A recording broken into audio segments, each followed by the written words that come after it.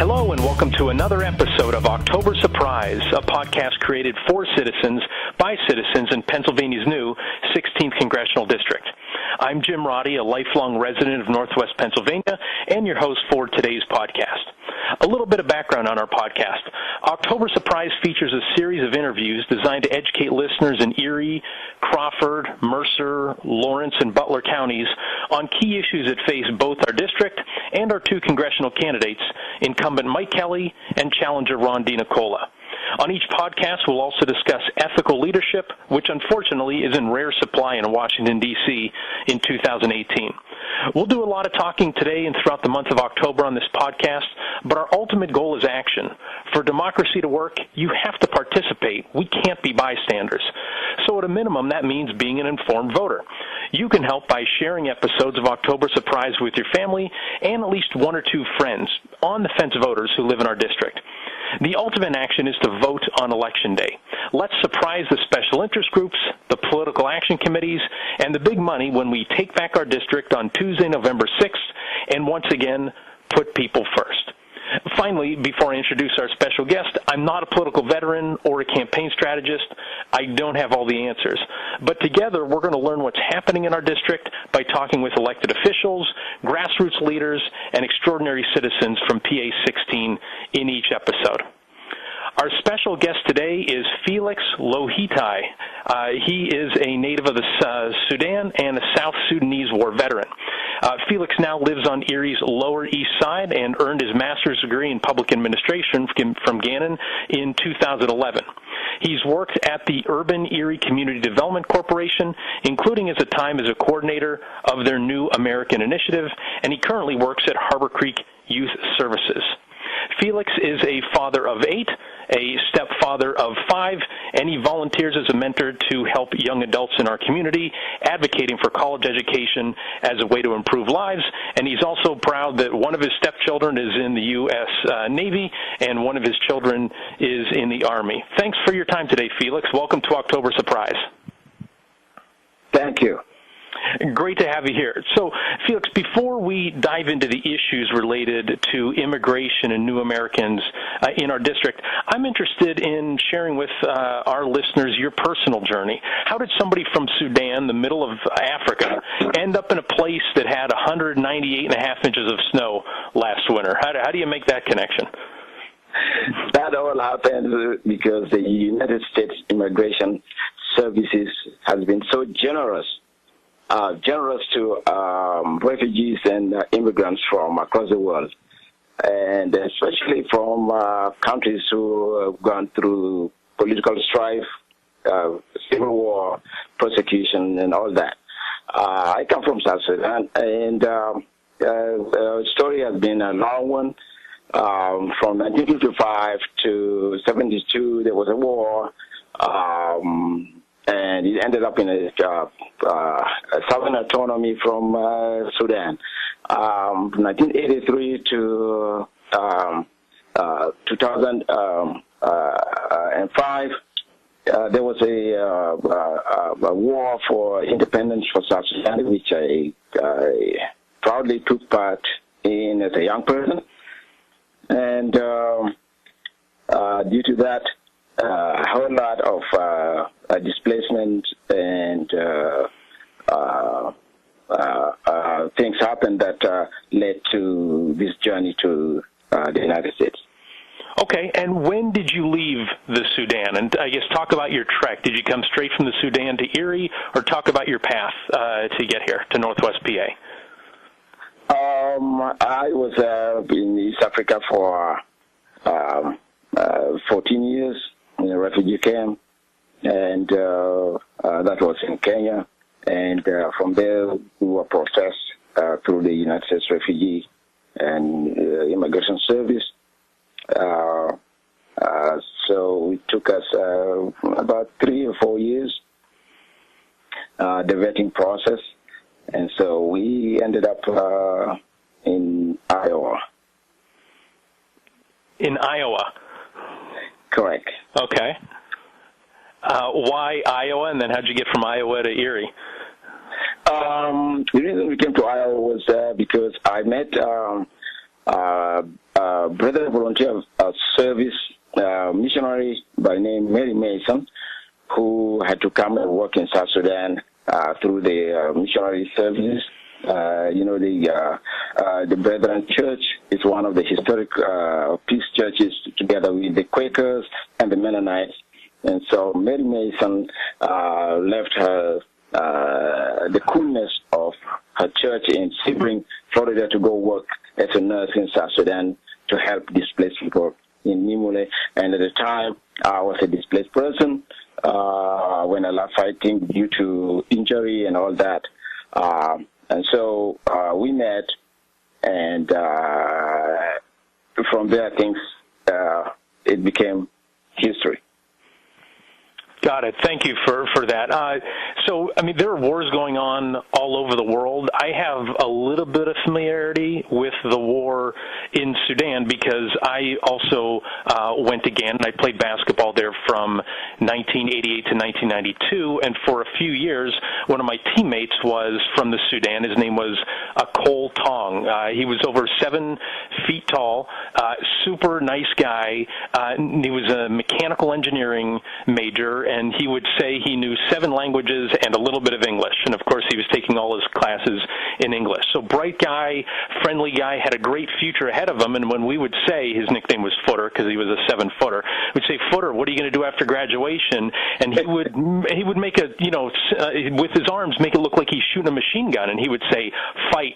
I'm going to go home and fight. And we're like, wow, you can stay in the United States and have all this opportunity. He would say, nope, fight. And so you had a close-up view of that war. Can you paint a picture for our listeners of what that war is actually like? We tend to see war, through a filter or through the movies. I guess, what did you go through? What did your family go through? And if you don't mind sharing, what are some of the things that you saw during such a long war? Sometimes war is imposed on people. There are wars that are started for whatever political reasons there is, or there are wars, and there are wars that are imposed on you, and you got to take up arms to deal with it.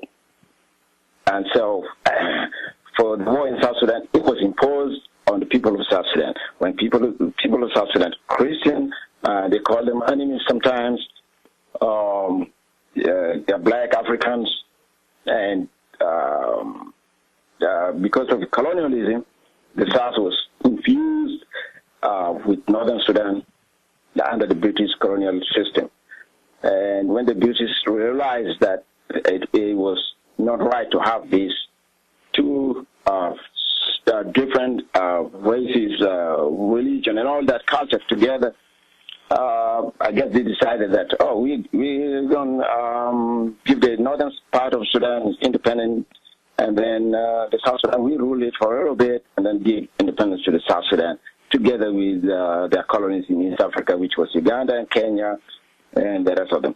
But that didn't happen because of, the fate of politics. Mm-hmm. And so Southern soldiers rebelled in 1955 in my hometown of Torit, and that started the first war, which lasted 17 years, till 1972. An autonomy was signed, and there was a relative peace from 1972 to 1983, when then General Mohammed Nimeri, who was a good darling of the West at the time of the Cold War, as a bulwark towards Mengistu Haile Mariam and the Derg regime, which was supported by then by the Soviet Union in Ethiopia. So he decided to abrogate the agreement in 1983, and then Southern officers decided to rebel, mm-hmm. and started the new movement, which became the Sudan People's Liberation Army, the Sudan People's Liberation Movement under Colonel Dr. John Greng de Mabio. At the time, I was a student in high school, and so I became part of those who joined the fight for the independence of South Sudan. Okay. And how many? Is there any estimate as to how many folks have died? I mean, decades of war. I'm sure there's suffering that's going on. Any idea of how many people have died? Together with famine, the estimate was put at 2.5 million. And that was the last estimate that I kind of knew about. Huh. Yeah, right before referendum, that's the estimate that together with the famine that followed the 23-year civil war, and famine and disease. So the estimate was 2.5 million, but you can't come to the real number of folks who died during that time. Right. Wow. I didn't think it'd be that many. I mean, that's just a staggering number to even comprehend. I mean, we see something in the paper where, 4 people die, and that's considered a tragedy. 2.4 million. That's unbelievable. You're the only member of your immediate family in the United States. I'm guessing you have to feel very blessed, but also very concerned for them back home. Correct. Since I left, went fight for independence, and then ended up in the refugee camp after getting wounded in the war, and then being discharged, can't do anything. And then got married and thought about giving my children a future. So I decided to seek other avenues. And in that process, that's when I met Mary Mason, when I was trying to look for a job. And I found a compound that was being run by the New Sudan Council of Churches, which was also an organization that is a church organization that was in Sudan. And they started one in what they used to call at the time liberated areas where the rebel forces of South Sudan control. They named it the New Sudan Council of Churches.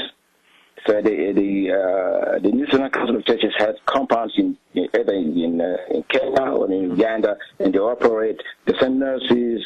They do a little bit of relief, and they do church outreach in the liberated areas of South Sudan. And so I met Mary Mason when I was looking for a job, and she invited me to the lounge, and I searched some books, and I started reading, and then I started borrowing books, and she found out that I like reading books. I read all kind of books, from anatomy and physiology to 1968 almanac, Reader's Digest. Okay. A book by Norman Vincent Peale, The Power of Positive Thinking. Stuff like that. Yeah. And that encouraged me, and when she saw that I have the enthusiasm and have the drive and the passion to go back to school, she hooked me up with folks in our church, the Church of the Brethren in the United States. Great. So you did this to better yourself, to better your family. Like, that was the main reason behind it. Again, there's a lot of rhetoric going on where folks who are against immigration are talking about the crime and stealing jobs and things like that. Yours seem to be more simple, more foundational for that, which is what it seems like a lot of folks are trying to do to better themselves and better their families. So you're a refugee who came to America. Folks, can't tell because we're talking on the phone here, but you're a black man. You clearly have a distinct accent, and no one's going to confuse you from being originally from the lower east side. I'm curious, have you felt welcomed in our community? Have you felt welcomed in the Erie community? Yes and no. I first came to Iowa. The community was all white. It's a small town, America, 1,500, Grundy Center, Iowa. Incidentally founded by some German guy called Felix Lohitai. And so I live on a farm there with Rhonda and Paul Neer. They help us establish our foundation in the United States of America through the IVS Church of the Brethren. And from there, I got a scholarship to three brethren colleges: Bridgewater in Virginia, Kansas, McPherson in Kansas, and Manchester University in North Manchester, Indiana. So I chose North Manchester, Indiana, because I wanted to study peace studies with concentration in international and global studies, majoring really in mediation and conflict resolution. Okay. Okay, so you studied that, and then when you came, since you've come to Erie, have you felt welcomed by this community? Because I'm guessing you came to Erie for Gannon. Is that the reason? Not really. No. I came to Erie because of the sizable Sudanese community here. We moved to Erie in 2008.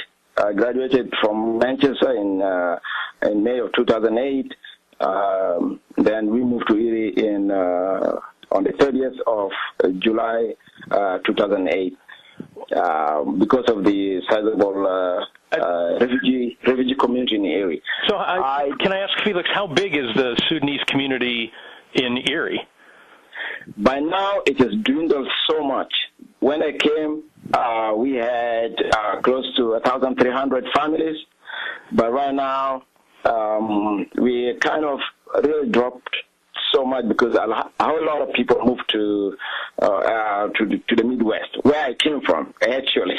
No. Nebraska, South Dakota, North Dakota, due to jobs and, I guess, opportunities in Erie that seems to be going away with the relocation of some of those jobs, industrial jobs. Okay, all right, so for economic reasons. And then, so how have you felt in the Erie community? Again, have you felt welcomed, being an outsider, not being born and bred like myself and a lot of other folks who live around here? For much, I feel like I'm welcome because I've been to so many places. I've volunteered all over the place, and I do feel like I'm welcome because I became a citizen in Erie, and I ran for office in 2005 in the primaries for the school board of Erie, and trust me, you see some people voted for me, you'll be wondering like, hey, how did he know him to vote for him? If he's going to the nitty-gritty of all that. But that made me feel that I'm welcome here. And just like I say, you cannot totally be welcomed anywhere. I got a good share of, hey, how did you make it here? Oh, now he's educated.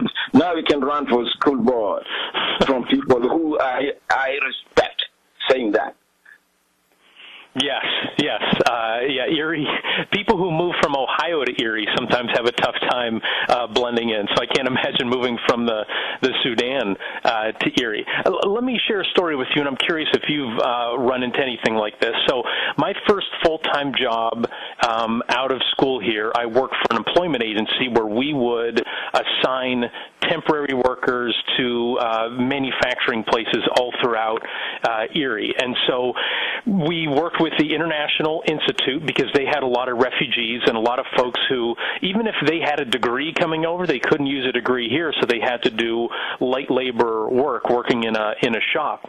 And so we sent folks out to a shop in the West County, and multiple shops, and the current residents there rejected them. They said they didn't like it, they thought it was unfair, and we were saying, hey, these people are looking for work and nobody's filling these jobs. And then these were folks who would work first shift in one plant, and then they would all carpool over and work second shift at another plant because they were trying to better their families. Well, because people were against them because they weren't from around here, and because of the color of their skin, they had false accusations made against them in terms of sexual harassment, things like that, and they didn't even understand what the accusation was. Like, no, why would somebody say that. And so that gave me really a firsthand account of, wow, that's something I've never had to go through. And it was just, to me, a really ugly thing to see that people in our community, people who I,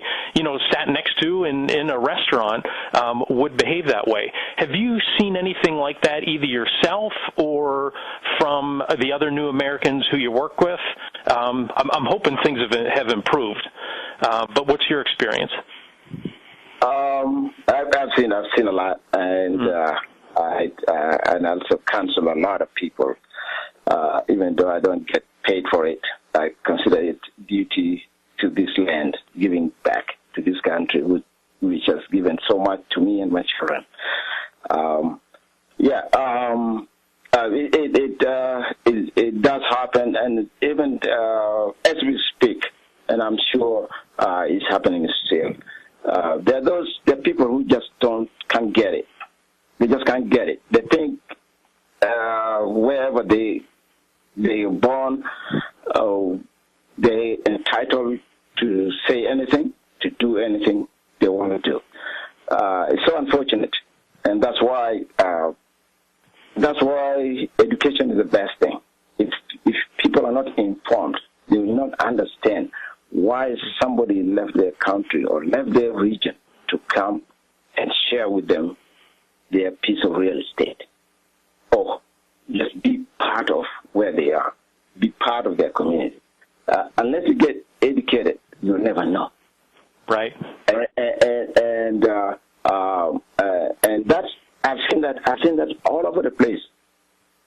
And I've maybe because I hang out around those who are considered to be well informed, then I don't hear some of that. But when I go to my other hangout, just to be with the other people, because that's where I started, I hear that a lot. I've been called the N-word until I became immune to it. Right. And so this is still happening. This is still happening. I had to show my pay stub to tell a college graduate that refugees and immigrants pay taxes. Mm-hmm. In the United States of America, if you get a job legally, and you got a Social Security card, Uncle Sam is going to tax you, brother or sister. Yes, there's no escaping it. No matter where you're from, Uncle Sam will tax you. And then, I don't know where they come up with all this propaganda and some weird stories about, immigrants don't pay taxes. The only thing immigrants get or refugees get when they show up here is they're given what the United States does best, a way to start over. And that is, they're given shelter, they're given food, they're given school, they have to do whatever they can do. You can work 3 jobs. Anyway, don't leave your children alone. That's the thing. Uncle Sam will come after you. But you can do 3 jobs as long as your children will be safe in the house. But Uncle Sam is going to tax you. They're going to tax you really good. But Uncle Sam will give you food. You'll never be hungry in this country. Yes. Refugees are given food stamp. Refugees are given health insurance. Until you get on your food, you can do something on your feet. You can get your children or you get yourself together. Now, I've been on food stamp. My family has been on food stamp. But now, I pay the government. The government is taking from me. When I want to show it to the same person who asked me 5 years ago, I showed him my pay stub lately. He was like, oh my God, what's going on? I told him, because you need to re-educate yourself about what is happening in your government. in our government, because at the time when I was telling him, I am already a U.S. citizen. So I am with you on one side. And we can make this community great, and we can make this country better when we don't look at other people and when we don't look at ourselves as this is the other and this is this and that. And so, well, thank you for sharing that detail and the passion that clearly goes along with it. So can you talk about, I guess, how you feel and how frustrated you are when you do hear Donald Trump pushing about, immigrants as the other, not giving them the opportunity to get a start in the country. Like you said, the chance to start over. A lot of, the legal immigration rules are trying to be pushed back, and those are being pushed by Donald Trump and supported by Mike Kelly, our current congressional representative. So I guess what concerns do you have about that, either for yourself or for some of these other new Americans or potential new Americans? What are your thoughts with that, Felix? America is built by immigrants. I like what somebody said, that from the president to the guy cleaning the streets, if he's the low person, whatever, are all immigrants at one point or the other. You're lucky your parents decided earlier to come here, or you had a calamity that happened earlier than mine. If there was no war in South Sudan, probably I would not be here. And so we came here because something happened. Our parents came here because something happened. I happen to be the person who will start the foundation for my family. Our president happened to be second generation or something like that. But Mike Kelly or whoever, our representatives, it depends on how you look at the contribution of everybody in our society.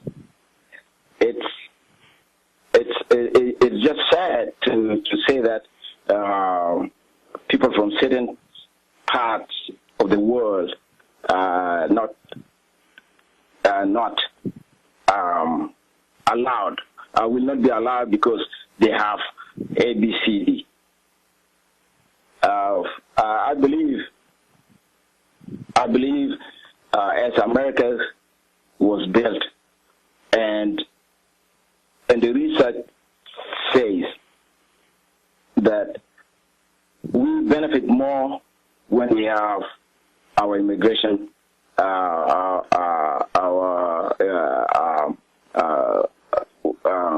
refugees or immigrants. When we receive more immigrants and refugees, we benefit more. They make America a better society. Just like I told you earlier, my stepdaughter is in the military. My son is somewhere in Korea right now. Somewhere there. Yes.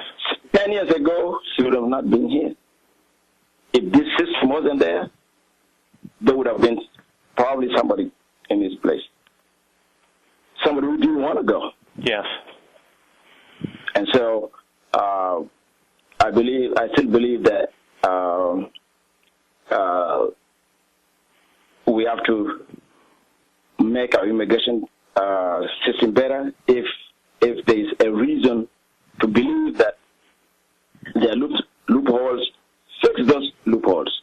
Don't just stop immigration just because you have an issue with somebody, you don't like somebody because of their color, how their hair looks, how their eyes look. I don't feel that. And the issue of the wall, that is, hey, the Israelis built the wall because of a reason. They have a reason for that. Yeah, that's the Berlin Wall was built for certain reason. There's no war going on with Mexico.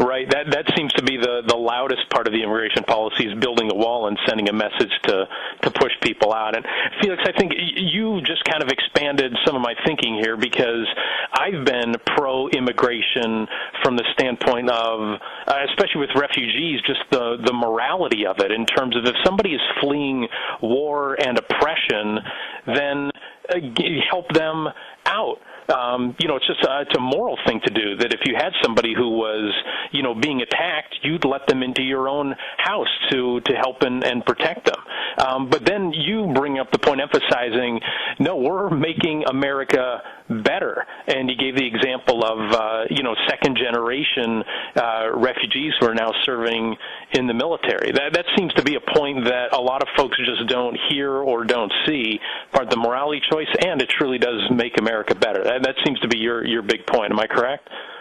Correct. And so let me ask you this. With the immigration policies that are being pushed by Trump, by his administration, certainly not contested at all by Mike Kelly, where it's, hey, you have to have some advanced degree in order to get into the United States. And saying, hey, we're going to turn away refugees, people seeking asylum. If those policies were in place when you were trying to leave the Sudan and leave Africa, what would have happened to you and your family? Have you thought about that? Do you have an answer to that? What would have happened to your family? Yes, I did. I thought about it, and I talked about it to a bunch of my friends, and shared it with so many other people and young people who are going to college and those going to high school to understand that, and even those who have never been to school, who came here through the generosity of this great country that was opened up, I think, I am not sure, probably sometime in 1972, then the United States immigration system opened up for Africa, that African refugees can be brought to the United States. I'm not sure that. That happened. So I talked to people who don't even know. The reason you're here today is because you can't go back to your country. And you in a country where you are displaced in, if I'm talking to a Congolese or talking to some Sudanese who went to Uganda because they can't go back, if I'm talking to a Congolese who went to Tanzania or Zambia because they can't go back. If they go back, there's going to be a problem. They might lose their lives. Hey, this country opened it for you. And you can't get that. This is a society that was built with a passion and the belief that we are all one. We are all one. We are people, and we can help. And if you're given chance, they can do the best, because human being can always think and can do something better when they know that they were given an opportunity in that place. And that's why I always go after the children of the immigrants and the refugees and try my level best to make them think of education as the way to better this country. Volunteer in this country. Do something in this country. This country gives you hope. Yes, and so the education theme for sure, and I love what you said. We are all one, and that is true. Like, no matter if there's a wall up or not, we are all one. We're all God's children. I mean, that seems to be something that seems to be forgotten about with all the rhetoric that's flying around. And so, Felix, my last question for you is, what would you want to see from our federal government, from our next congressional representative? Is there policies that you'd like to see, or is it just more of this less divisive rhetoric, less demonization or no demonization of immigrants, and really promoting the positive actions of new Americans? What would you want to see going forward to start changing how new Americans are viewed, how refugees are viewed here in America, and specifically in our district and in Northwest and Western Pennsylvania? For our political representatives who currently on the ballot, I would say be a person who's not rigid, be flexible, and the immigration system. People make a big deal out of it that it's broken and all that. Yeah, we can correct it. Just look at where you can be corrected and just fix that. If it's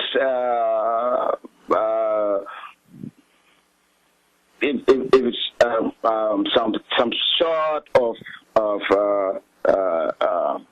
whatever happening, I don't know what is happening, but people come up with all kinds of crude ideas or rhetoric about these things are happening like this. People come illegal. I don't think somebody would just fly illegally from Africa, pay $800 coming here.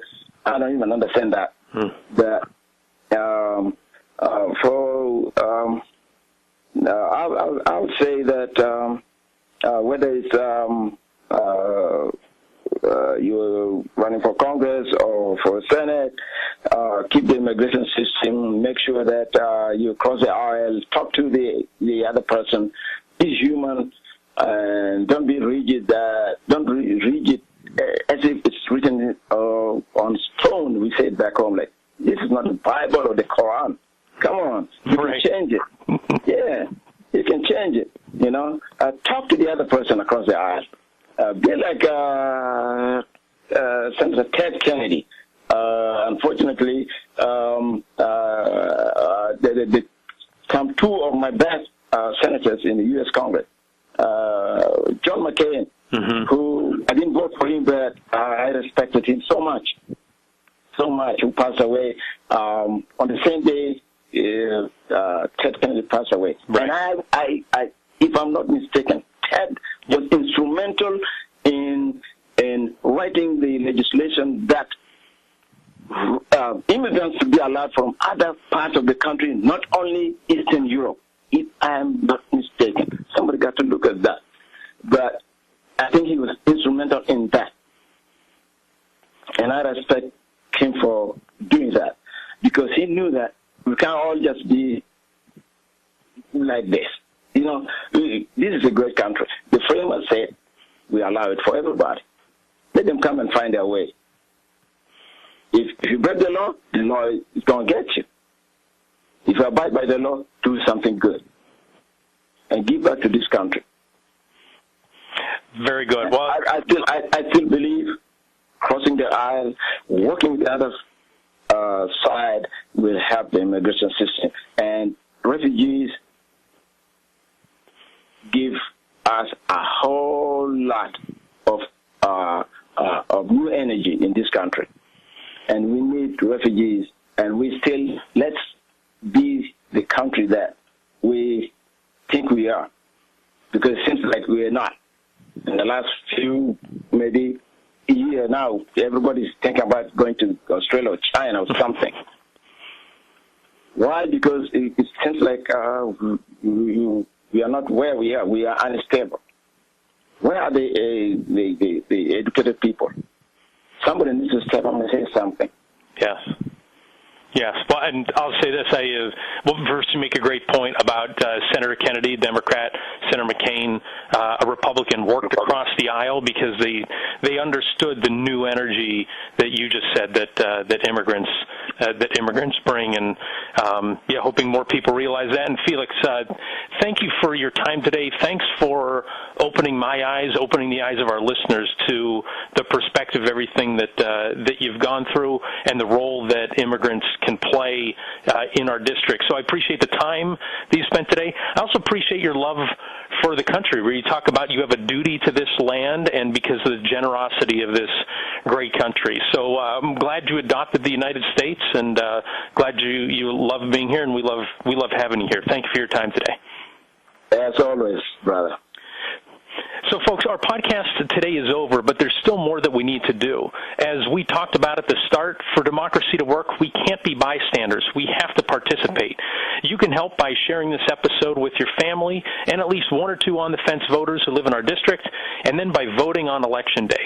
Let's surprise the special interest groups, the political action committees, and the big money when we take back our district on Tuesday, November 6th, and once again, put people first. I'm Jim Roddy. Thanks for listening to October Surprise.